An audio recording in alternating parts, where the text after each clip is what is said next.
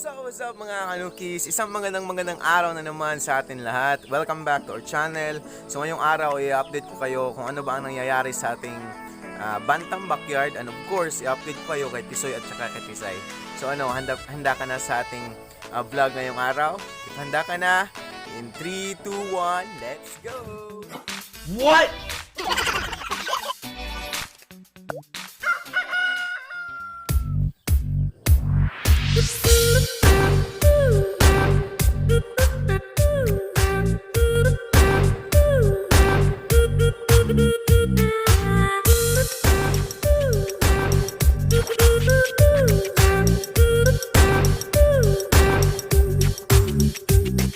Welcome back to our channel once again mga kanukis. If bago ka pa lang dito sa atong channel, huwag mong kalimutang i-hit yung subscribe button at saka yung notification bell para ma-update ka sa ating mga susunod na videos.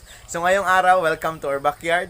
At ngayon may ipapakita ako sa inyo na bago natin na breeding pen sa ating mga bantam. So kung nakita nyo yung sa past videos natin na may vlog ako tungkol sa low cost bantam pen na ina-update ko sa ating backyard na nilalagyan natin ng ating mga bantam. So ngayon, may bago tayo na bantam pen para sa kanila. Ayan.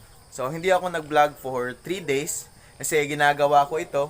So ako lang mag-isang gumawa nitong mga kanukis para ma-experience ko talaga kung ano ba ang paraan sa paggawa ng ating bantam pen. So ngayon, itutour ko kayo sa loob ng ating bantam mansion. So handa ka na?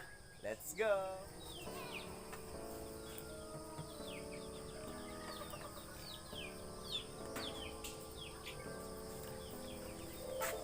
So ito na nga mga kanukis. Nandito na si Tisoy at saka si Tisay. Ayan.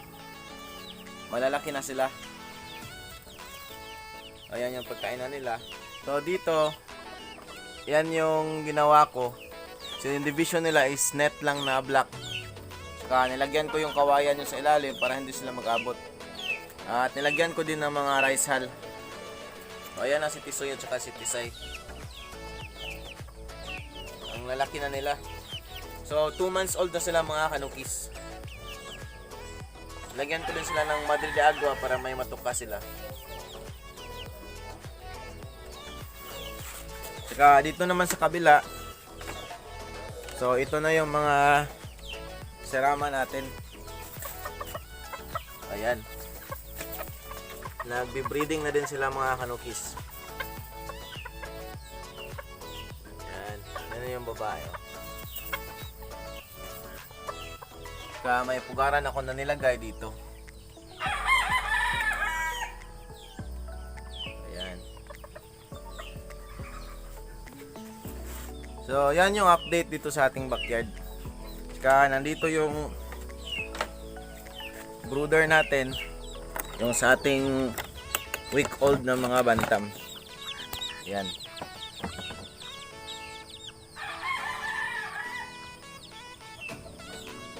Yan sila mga kanukis. May update pala ako sa inyo. May kalapate na tayo dito na isa. At saka pararamihin muna natin sila. Dito muna natin nilalagay. Tapos pakakawalan na natin after today. Sige, papakita ko sa inyo mga kanukis.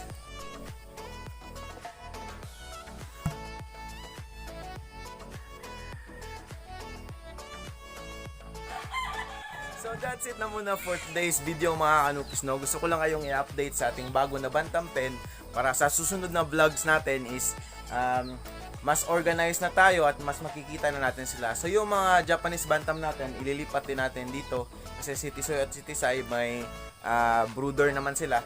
So bukas siguro idadalhin ko yung mga Japanese bantam natin para dito na natin sila i-breed mga kanukis. So ayos ba? So if nagustuhan nyo ang video natin ngayong araw sa update sa ating backyard, please like, share at saka subscribe na din mga kanukis. Napalaking bagay na yun, suporta sa ating channel. So shoutout sa inyong lahat. So sa susunod na video, iisahin ko kayong shoutout mga kanukis. So marami tayong gagawin dito sa ating backyard. After nating natapos ito, so lalagyan na natin yan ng mga improvise natin ng mga pugaran at saka lalagyan pa natin yan ng mga trapal at saka yero sa gilid para walang mga manok na makakatuka sa kanila mga kanukis. So maraming salamat sa panunood sa ating video ngayong araw. Keep safe kayo always mga kanukis. This is your native kanuki saying, an educated farmer is a successful farmer. Keep safe everyone. Have a good day.